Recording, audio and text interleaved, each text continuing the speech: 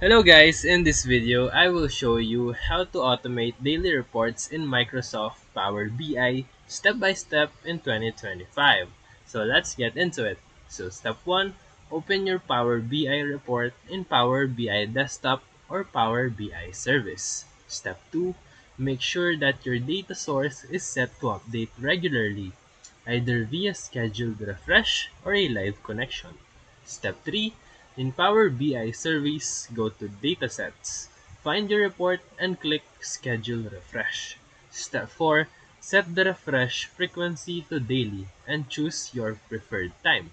Step 5, enable email alerts under subscriptions to get notified when reports are updated. And that's it. Easy, right? If this video helped you, feel free to like and subscribe for more quick tutorials, reviews, and comparison videos. Thank you for watching.